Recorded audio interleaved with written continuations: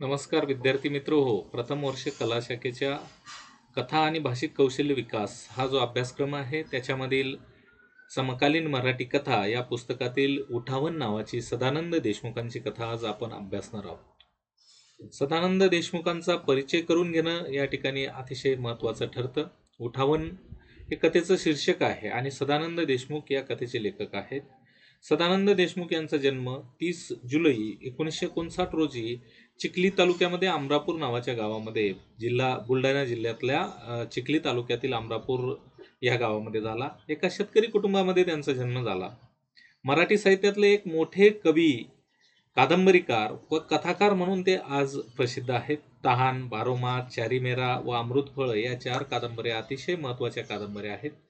कुंदळघास, गाबुळगाभा, उठावन, महालूट, लचांड, मेळवण, अंधारवड व रगडा हे त्यांचे कथासंग्रह प्रसिद्ध झालेले आहेत। त्याचप्रमाणे गावकळा हा कविता संग्रह, भुईरिंगणी हे ललित गद्य इत्यादी साहित्य त्यांचे प्रकाशित झालेलं आपल्याला दिसतं।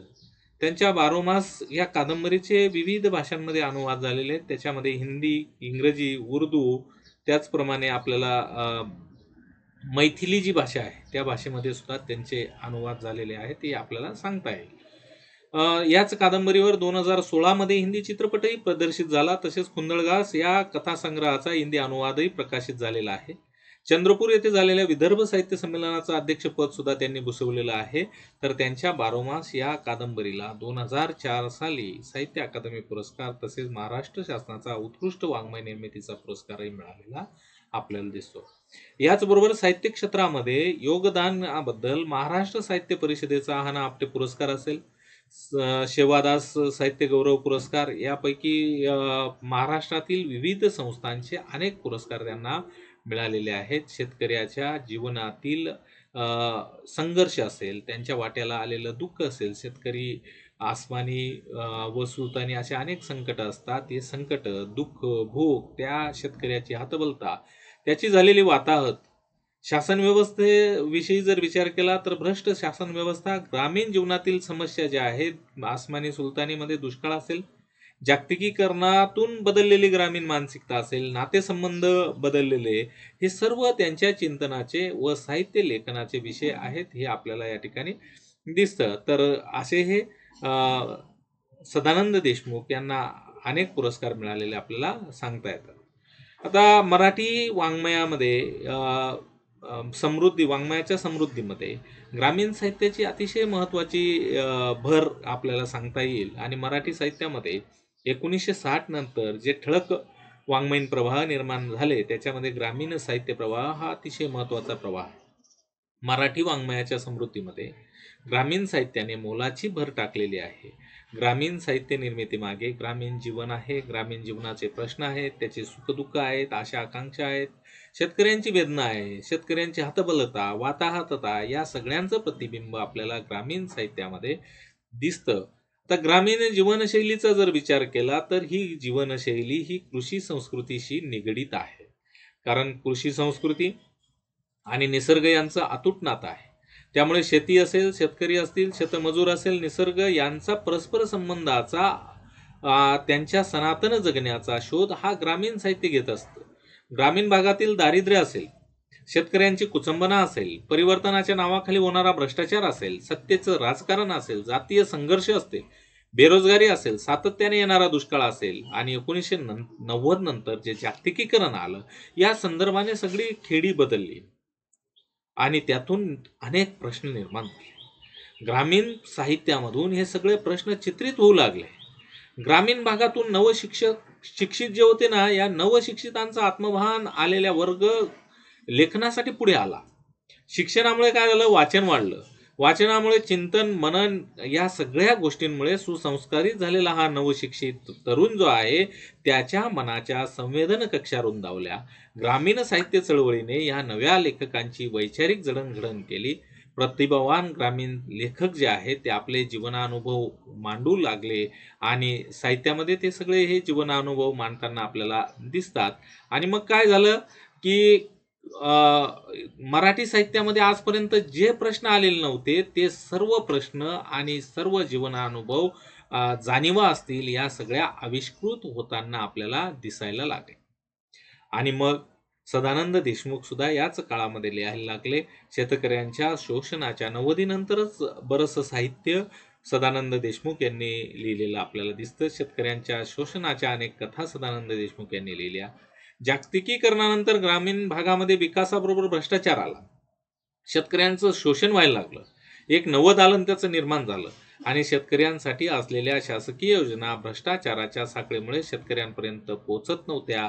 त्या योजनाचा जो लाभ आहे तो शासकीय यंत्रणा व मोठभर राजकारणी यांनाच होताना आपल्याला दिसतो. शेतकऱ्यांच्या वाट्याला मात्र अहोरात्र कष्ट आणि वेदना राहते.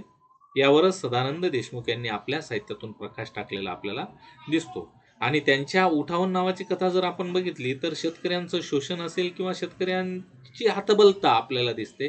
हतबल व शोषित शेतकरी सहनशीलतेचा अंत झाल्यानंतर कसा विद्रोह करून उठतो हेच या कथेतून आपल्याला प्रखरतेने जाणवतं.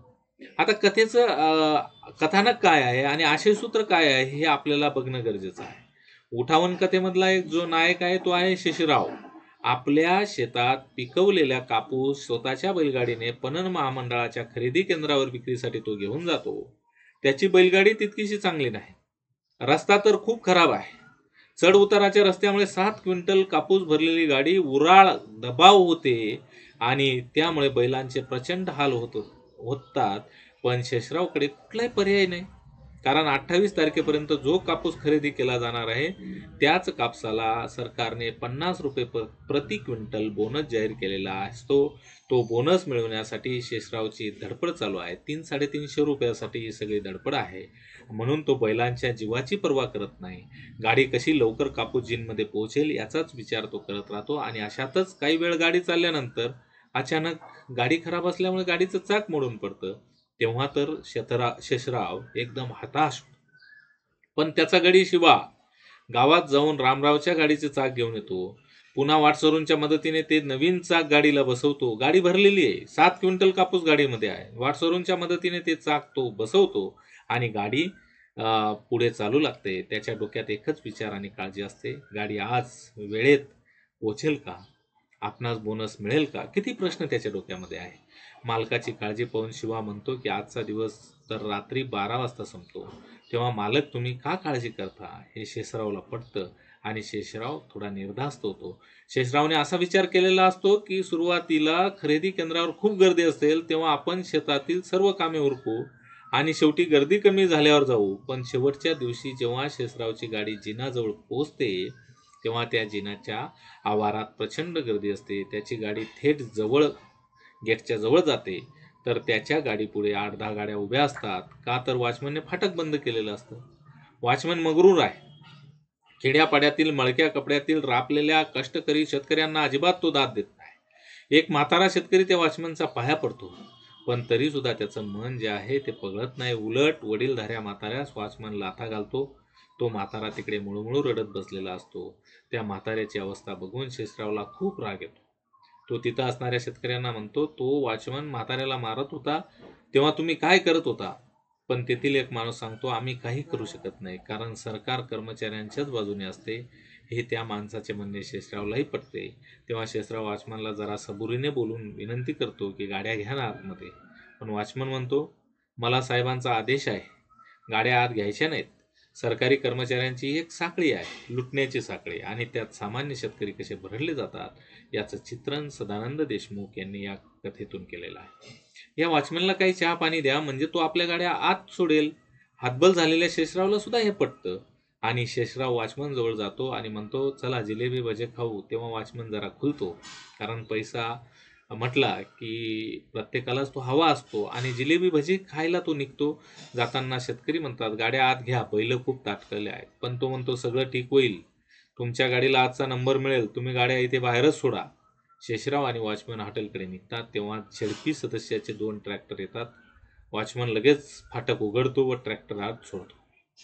एक शेतकरी त्यावर आक्षेप घेतो पण वॉचमॅन म्हणतो, त्यांचा पहिलाच नंबर आहे, तुम्हालाही नंबर मिळेल, काळजी करू नका. अशी उडवाउडवीची उत्तरं देऊन तो भजी आणि जिलेबी खायला निघतो. हॉटेलमध्ये वॉचमन शेषरावच्या पैशाचे पोट भरून जिलेबी भजी खातो पण स्वतः शेषराव मात्र उपाशी राहतो. कारण शेतकऱ्याचे काय हाल असतात. शेतकऱ्याकडे पैसे मांदळ असतात असं या लोकांना वाटतं, पण त्याचे हाल त्यांना दिसत नाही आणि कमी पैसे पडतील म्हणून शेषराव काही जिलेबी भजी खात नाही. त्याच वेळी शेषरावला जुनी गोष्ट आठवते. आपलं 8 वर्षाचं पोरगं भातकं मागतं, भातकुल. मग पण तो आणून देत नाही. का तर पैसे नाहीत. उलट त्या पोराला भातकं का मागतो म्हणून मार देतो. बायको सोडवायला येते तर तिलाही मारतो. तसेच बायको शेतात पडते, तिचा मणका दुखत असतो तर तिला सुद्धा दवाखान्यामध्ये तो नेऊ शकत नाही. पण भ्रष्ट वॉचमनला मात्र आपल्याजवळील सगळे पैसे संपेपर्यंत आपण खाऊ घालतो. शेषरावला मनातल्या मनामध्ये वाईट वाटतं. शेषराव उपाशी तर असतोच, पण शेवटी त्याला तंबाखूसाठी सुद्धा पैसे राहत नाहीत. आणि तिकडे सगळे शेतकरी वॉचमनची वाट पाहत असतात. का तर गाडीला आजचा नंबर मिळाला पाहिजे, आजची तारीख पडली पाहिजे, बोनस मिळाला पाहिजे. पण वॉचमन फक्त भजी जिलेबी वर या गाड्या सोडायला तयार नाही. तो म्हणतो मला प्रत्येक गाडी मागे 50 रुपये मिळाले पाहिजे तरच मी गाड्या आत सोडतो. हे ऐकून इतका वेळ अत्यंत हतबलतेने वॉचमनचे सगळेच चोचले सहन करणारा शेषराव एकदम चिरतो आणि वॉचमनला काही समजायच्या आत त्याने त्याची गच्ची धरली. ताड ताड तो मारायला सुरुवात करतो, कारण त्याचा मनामध्ये संताप निर्माण झालेला आहे. पुन्हा खाली वॉचमन पडतो आणि लाथा घालतो त्याला. आजूबाजूचे शेतकरी गोळा होतात आणि विचारतात काय झालं. तेव्हा शेषराव म्हणतो, यानं गाडीवर नंबर टाकायचे पैसे मागितले होते, ते पैसे देणं सुरू आहेत. तेव्हा बाकी शेतकरी आपणही द्या पैसे म्हणून वॉचमनला मारायला सुरुवात करतात आणि वॉचमन मात्र कुत्र्यासारखा विवळत असतो. अशा पद्धतीने ही कथा इथे संपते. तर अशा प्रकारचं कथानक या कथेमध्ये आपल्याला दिसतं. आशय सूत्राने गुंफलेले हे कथानक अतिशय महत्वाचं कथानक आहे. तर उठावन कथेमध्ये कसा विद्रोह निर्माण झालेला आहे, तर ग्रामीण साहित्याला 1990 पर्यंत नसलेले बंडाचे विद्रोहाचे अंग सदानंद देशमुख यांनी प्राप्त करून दिलेलं आहे. कारण जागतिकीकरण आलं आणि येथील व्यवस्थेविरुद्ध हा कथेचा नायक शेषराव चीड व्यक्त करतो, बंड करून उठतो. हे या कथेचे महत्वाचे परिमाण आपल्याला सांगता येईल. आपल्यावर होत असलेला अन्याय हा नशिबाचा भाग समजून आविष्कृत होणारी कथा ही सदानंद देशमुख यांची नाही. त्यांच्या कथेत एका बाजूला ग्रामीण शेतकऱ्यांविषयी, शोषितांविषयी कणव व्यक्त होते, तर त्याच वेळी शोषिकांविषयी क्रोध व्यक्त होतो. कारण शोषण करते जे आहेत त्याच्यापेक्षा शोषित पण महत्वाचे आहेत आणि त्यातूनच कथेला उंची प्राप्त झालेली आपल्याला दिसते. प्रस्थापित सामाजिक, राजकीय, सांस्कृतिक व्यवस्थेने सामान्य शेतकरी, शेतमजूर, स्त्रिया यांच्यावर नेहमीच अन्याय केलेला आहे. आपल्या शोषणाला, दुःखाला जबाबदार असणाऱ्या घटकाला आपण जाब विचारला पाहिजे, अशी धारणा सदानंद देशमुख यांची आहे. शेतकरी संघटनेने उभा केलेला लढा, त्यांचे तत्वज्ञान हे शोषणाला नकार देणारे, विद्रोहाची मांडणी करणारे आहे. त्याचा काही एक परिणाम सदानंद देशमुख यांच्या साहित्यावर, लेखनावर झालेला आपल्याला दिसतो. म्हणूनच त्यांच्या या कथेतील नायक शेषराव विद्रोह करताना आपल्याला दिसतो. ज्यावेळी शेषराव आपली कापसाची गाडी घेऊन जिनाजवळ पोहोचतो, तेव्हा वेळ झाली म्हणून वॉचमनने फाटक बंद केलेले असते. तेथील एक म्हातारा शेतकरी वॉचमनला विनंती करतो. त्या वॉचमनचा पाया पडतो, पण वॉचमन फाटक उघडत नाही, पण त्या म्हाताऱ्याला लाथाबुक्क्यांनी मारतो. हे जेव्हा शेषरावला कळते, तेव्हा शेषरावला प्रचंड चीड येते. तेथील बाकी शेतकऱ्यांना तो म्हणतो, त्या काकास मारलं तेव्हा तुम्ही काय करत होते? तित्तोर पाहत होते का? तुम्ही काहून नाही हात उकडून फेकला त्या हरामखोराचा? यातून शेषरावचा राग आणि चीड आपल्याला दिसते. आणि शेतकऱ्यांमधली ही जी नवीन जनरेशन आहे, नवीन मुलं आहेत, त्यांना आपोआपच या अशा गोष्टींची घृणा निर्माण होते, हे आपल्याला दिसतं. शेषराव खूप कष्टाने सकाळपासून प्रचंड त्रास सहन करून 7 क्विंटल कापूस घेऊन जिनावर पोहोचलेला आहे आणि आज पोचलेल्याच कापसांना 50 रुपये बोनस मिळणार आहे. 350 रुपयासाठी तो एवढा धावत पळत आलेला आहे. पण तेथील वॉचमनने आजची वेळ संपली हे कारण सांगितल्यामुळे, शेतकऱ्यांच्या गाड्या अडवल्यामुळे त्याचा संताप होतो. परंतु जिल्हा परिषद सदस्याच्या भावाचे ट्रॅक्टर मात्र आत सोडतो. शेषराव सुरुवातीला खूप अर्ज विनंती करतो, प्रेमाने घेतो, पण तो ऐकत नाही. शेवटी त्याला जिलेबी भजी खाऊ घालतो. तरी वॉचमन प्रत्येक गाडी मागे 50 रुपये लाच मागतो. तेव्हा शेषराव प्रचंड चिडतो आणि वॉचमनला बेहाल मारतो, लाथाबुक्क्या घालतो. कारण तो शेतकऱ्यांचे मानसिक व आर्थिक शोषण करीत होता. म्हणून शेषराव विद्रोह करतो आणि या कथेचा शेवट एका विद्रोहाने झालेला आहे. तेव्हा विद्रोह या कथेमधला, उठावन कथेमधला विद्रोह या कथेचं महत्वाचं आशय सूत्र आपल्याला या ठिकाणी दिसतं. तर शेतकऱ्याचा जीवन संघर्ष जर आपण बघितला, शेतकरी 12ही महिने शेतीमध्ये संघर्ष करत असतो, राबत असतो. तो काही एका दिवसाचा त्याचा संघर्ष नाही. उठावन या कथेचा कालावकाश केवळ 1 दिवसाचा आहे. पण शेतकऱ्याचा संघर्ष हा एका दिवसाचा नाही, तर त्याचा आयुष्यभराचा संघर्ष आहे. कथेचा नायक शेषराव आपल्या शेतात पिकवलेला कापूस पणन महामंडळाच्या खरेदी केंद्रावर पोहोचेपर्यंतचा 1 दिवसाचा काळ या कथेमध्ये येतो. आणि या सामान्य शेतकऱ्याला वेगवेगळ्या टप्प्यावर किती संघर्ष करावा लागतो हे या कथेमध्ये अत्यंत परिणामकारक चित्रण या कथेमध्ये सदानंद देशमुखांनी रेखाटलेलं आहे. म्हणूनच शेतकऱ्यांचा जीवन संघर्ष या कथेचं एक आशयसूत्र आहे. एकूण 7 क्विंटल कापसाचा गोणा बैलगाडीत घेऊन हा शेषराव आणि त्याचा सालगडी शिवा जिनाकडे निघालेला आहे. तर रस्ता खराब आहे, सुविधा अपूर्ण आहेत, रस्ता चढ उताराचा खराब, विचारता सोय नाही. त्याच्यामुळे काय होतं, बैलांचे हाल होतात आणि बैलांच्या जीवाचे तर हाल होतातच, शिवाचेही गाडीत हाल होत असतात. आणि शेषराव तर मागे गाडीला सावरत सावरत चालत असतो. त्याचवेळी शिवा एकदम गाडी उभी करतो. का तर गाडीचा बोजा बैलांच्या खांद्यावर जातो. म्हणजे उलाळ आणि दुलाळ हे पुढे जर कापूस जास्त झाला तर त्यांचे खांदे बैलांचे दाबतात आणि मागे जर झाला तर त्या बैलांच्या गळ्याला जोत लागतात आणि त्याच्यामुळे बैल तळमळत असतात. पण शेषराव तसेच गोणा थोडा मागे सरकवतो, चालायला लागतो. पुढे जाऊन गाडीचं चाकच मोडून पडतं. पुन्हा शेषराव चिंतेत पडतो.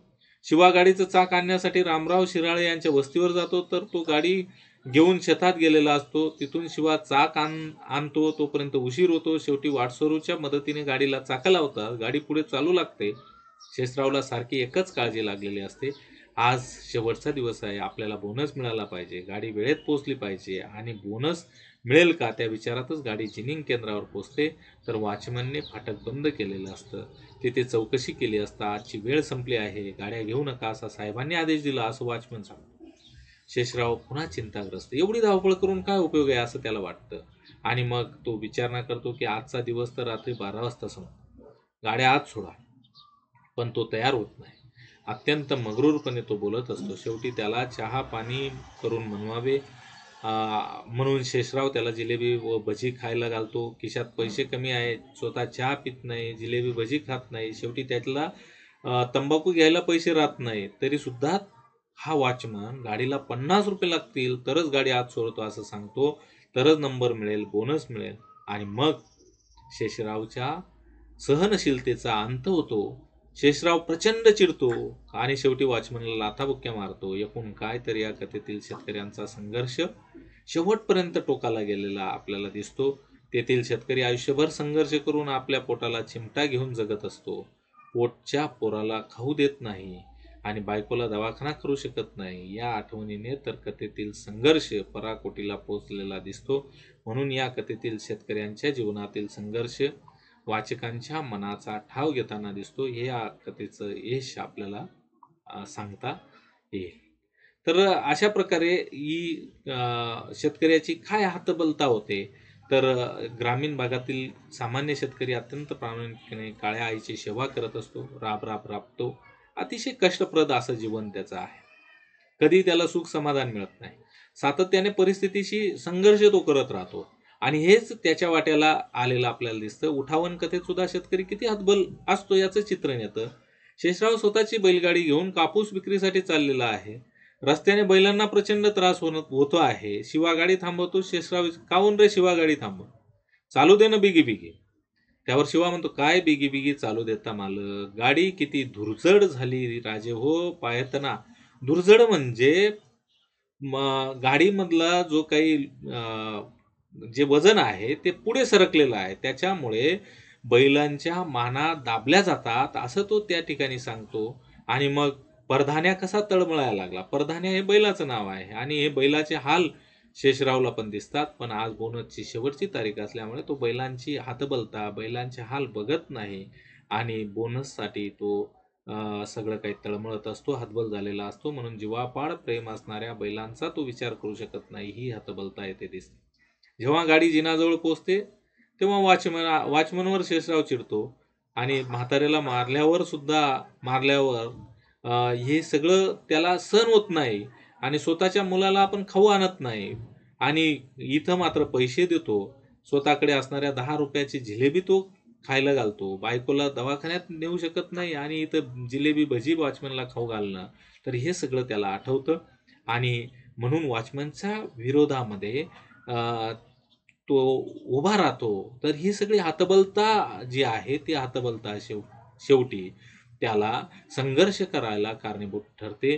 शेवटी पोलीस, सरकार हे कर्मचाऱ्याच्या बाजूने का असेना, पण त्याला शेवटी मात्र हातामध्ये कायदा घ्यावा लागतो हे आपल्याला या ठिकाणी दिसतं.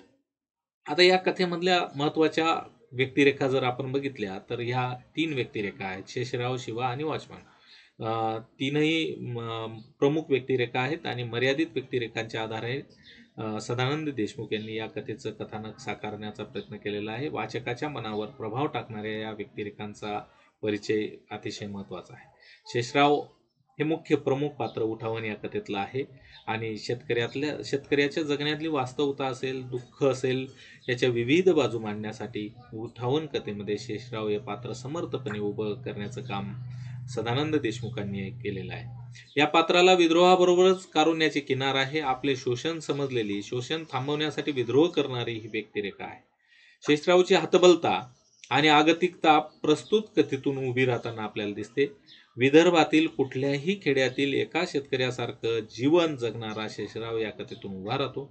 शेषरावला स्वतःच्या दुःखाचे, शोषणाचे उगमस्थान सापडले आहे, पण या शोषणाच्या विरुद्ध आपण काहीच करू शकत नाही. या आगतिकतेतील दुःख उठावन कथेतून स्पष्ट होते. जागतिकीकरणानंतरच्या शेती आणि शेतीच्या विविध प्रश्नांच्या संदर्भात प्रस्तुत कथा बोलताना आपल्याला दिसते. एकीकडे जगण्याचे प्रश्न तीव्र झालेले आहेत.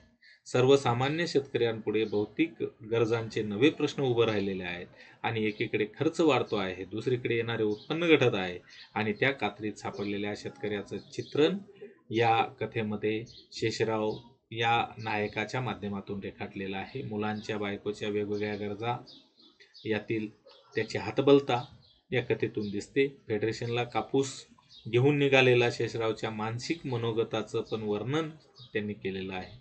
शेषरावच्या मानसिकतेतून तो परिस्थिती पुढे कसा हरवत चाललेला आहे, पराभूत होतो आहे याचं चित्रण येतं आणि त्याच्या मनात साचलेल्या दुःखातून तो विद्रोहाची वाट पकडतो, वॉचमनला मारतो.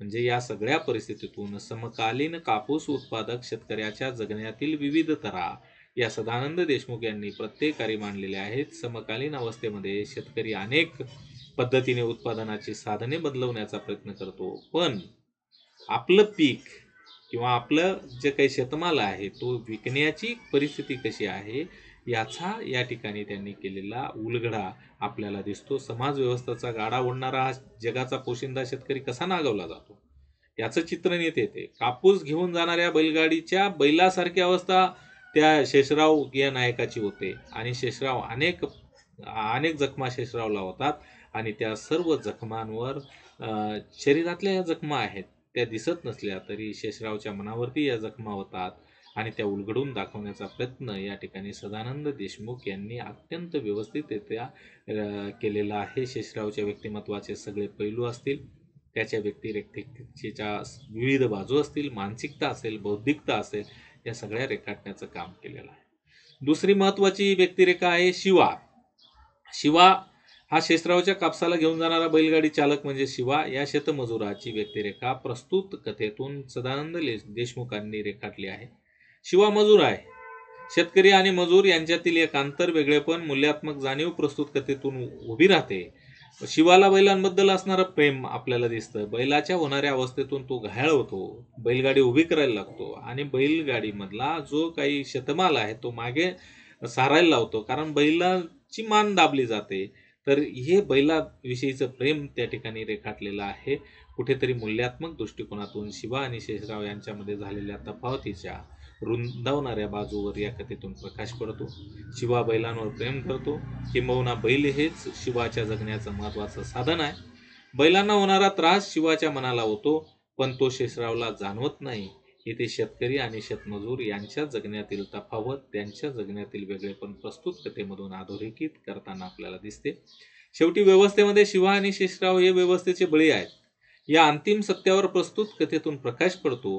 किंबहुना शिवाची बैलांवरती प्रेम करण्याची व्यक्तिरेखा उभी करून लेखकाने काय केलेलं आहे, वेगळ्या पद्धतीने मुके प्राणी आणि माणसांच्या जगण्यातील एक आंतरिक नातं प्रस्तुत कथेतून उभं केलेलं आहे.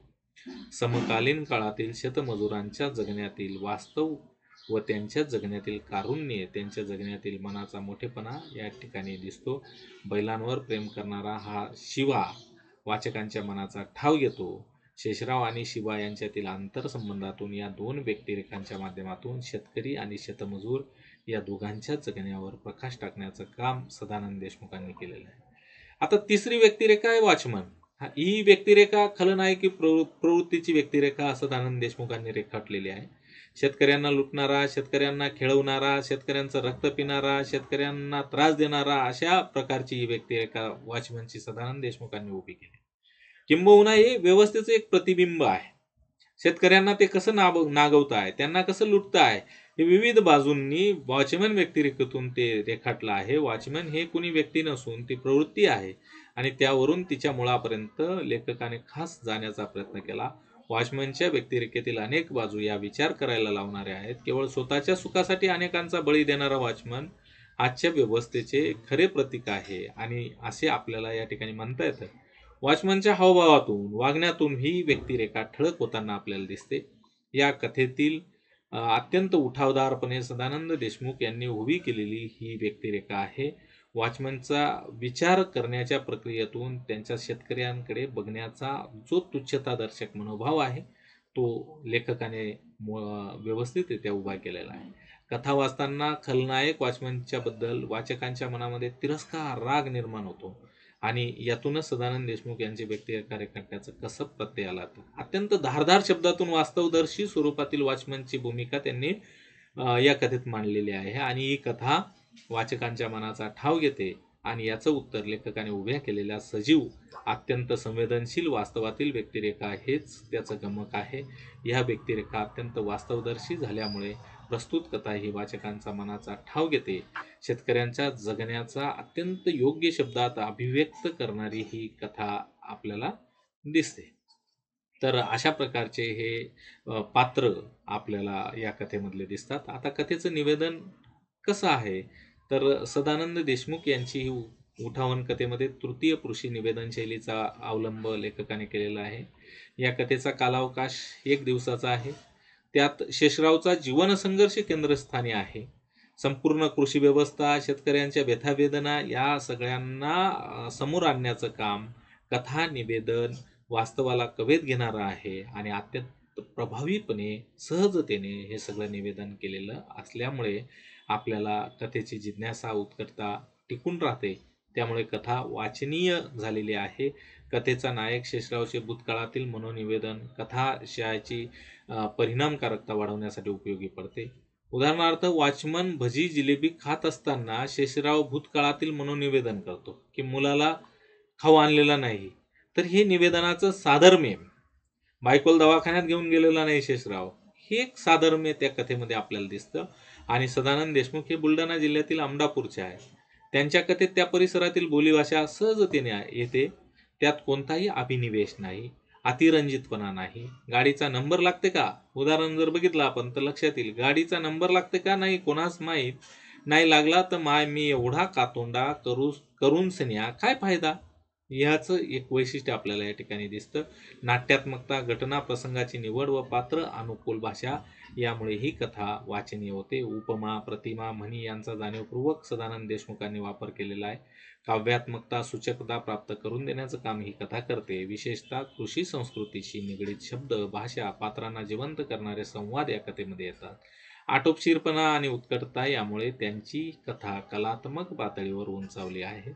कोणत्याही कथेचं कथानक जे बघितलं आपण तर विविध प्रकारच्या घटना प्रसंगातून व पात्रांच्या अनेक पदरी गुंफणीतून साकार होत असते. सदानंद देशमुख यांनी जे प्रसंग चित्रण कथेमध्ये केलेलं आहे ते अत्यंत प्रभावी झालेलं आहे. गाडीचं चाक मोडल्यानंतरचा प्रसंग जर आपण बघितला, तो प्रसंग असेल. वॉचमनला भजी आणि जिलेबी खायला घालतानाचा प्रसंग असेल किंवा शेषराव वॉचमनला मारतो, हे 3 प्रसंग जरी आपण बघितले या कथेतले, तरी आपल्या डोळ्यासमोर हे सगळं घडतंय असं वाटतं. जणू काही चित्रपटातील दृश्य पाहतो, इतका जिवंतपणा या प्रसंगांना आहे.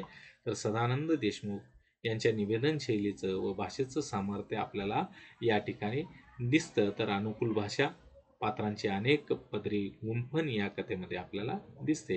एकूणच उठावन ही सदानंद देशमुख यांची महत्त्वाची कथा आहे.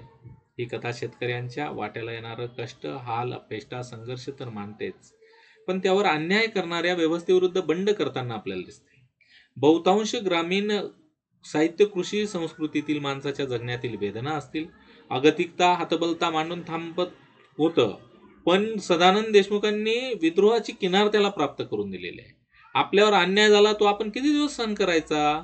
शेतकऱ्यांच्या सहनशीलतेचा अंत झाल्यावर तो कसा पेटून उठतो याचं मूर्तिमंत उदाहरण म्हणजे ही कथा आहे. या कथेतून प्रस्थापित व्यवस्थेला सदानंद देशमुख यांनी एक इशारा दिला आहे. सरकारच्या सर्व योजना जर केवळ राजकीय पुढारी, शासकीय कर्मचारी यांची गरज भरण्यासाठी असतील तर सामान्य शेतकरी बंड करून उठल्याशिवाय राहणार नाही. आणि आज केवळ वॉचमनपुरता मर्यादित हा विद्रोह आहे, पण भविष्यात समग्र व्यवस्था उलटवून टाकू याचं सूचन या कथेमध्ये कलात्मकतेने त्यांनी केलेलं दिसतं. आणि म्हणूनच ग्रामीण कथेमध्ये या कथेचं विशेष स्थान आहे हे आपल्याला लक्षात घ्यावं लागतं. तर अशा प्रकारे उठावन ही सदानंद देशमुखांच्या महत्त्वाच्या कथेवर आज आपण विवेचन केलं. धन्यवाद.